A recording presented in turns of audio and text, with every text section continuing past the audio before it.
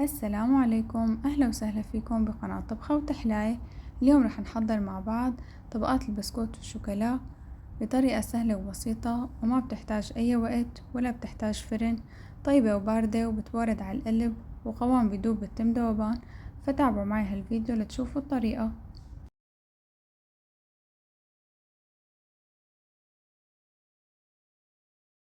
وهلأ يلا نبلش. بالبداية رح ضيف كاستين كبار حليب، وبدي أضيف عليهم 3 معالق كبار من النشا، و3 معالق كبار من السكر، و3 معالق كبار كاكاو، وظرفين كريم كراميل. وحركهم شوي مع بعض على البارد لحتى يمتزجوا المكونات وتنزال أي تكتلات موجودة عندي.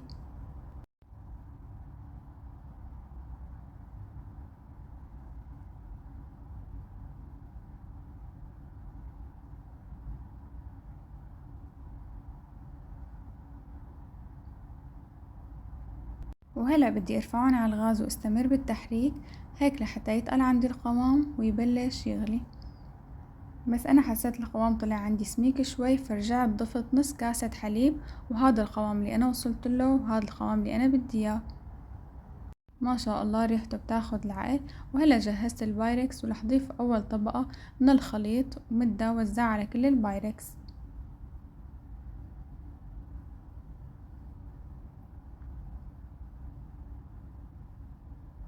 بعد ما انتهيت من أول طبقة رح ضيف طبقة بسكوت، وأهم شي يكونوا البسكوتات مرصوصين على بعض وما تتركوا مسافات كتيرة بين كل بسكوتة والتانية.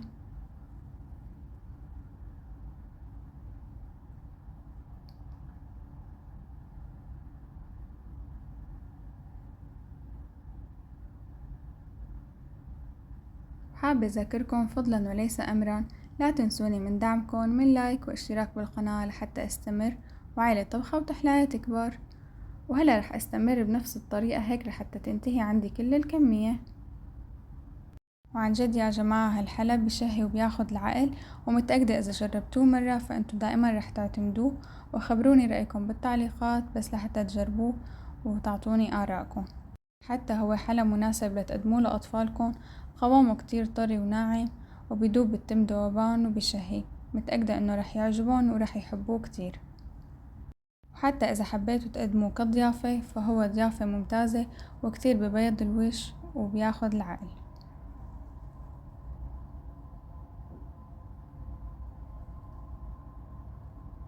مثل ما شايفين عم تابع الطبقات كلها هيك لحتى ينتهي عندي الخليط. وحاولوا انتوا عم تصفوا الطبقات ما تتأخروا، وتخلوا الخليط لحتى يبرد لحتى ما يرجع يسمك ويتقل عنكم. طبعا انتوا اذا بتحبوه يكون اخف من هيك كمان فيكن تضيفوا كمان نص كاسة حليب لحتى يصير قوامه اخف. بس انا هيك بالنهاية طلع قوامه كتير بشهي وكتير ممتاز.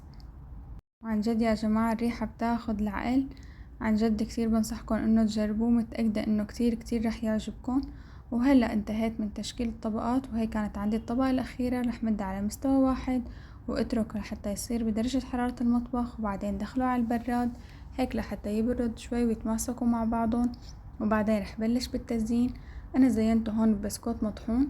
فيكن طبعا انتو تختاروا الزينة اللي انتو بتحبوها، جوز هند مبشور او شوكولا مبشورة او مكسرات يلي انتو بتحبوه. شوفولي ما شاء الله على هالنتيجة النهائية، قديه طالع شكله مرتب وبيفتح النفس. ب5 دقايق عملنا طبق حلو، ولا أطيب ولا أروع. مكونات بسيطة وبدون استخدام فرن، وبارد ببورد على القلب، وقوام ناعم بدوب بالتم ذوبان. وهلا رح اقسمه لحتى فرجيكم كيف الطبقات من جوا.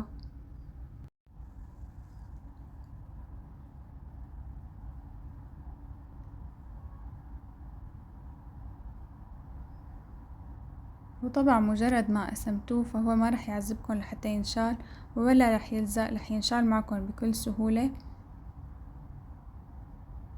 شوفولي ما شاء الله كيف طالعة الطبقات مرتبة، ومنظرها بشهي وبيفتح النفس، وقوامها بياخد العقل. بانتظاركن تجربوا هالحلال أكتر من رائع، وتخبروني رأيكم بالتعليقات. بتمنى يكون عجبكن الفيديو. وبالنهاية حابة أذكركن لا تنسوني من دعمكن من لايك واشتراك بالقناة لحتى استمروا على طبخة وتحلاية كبار. سلام.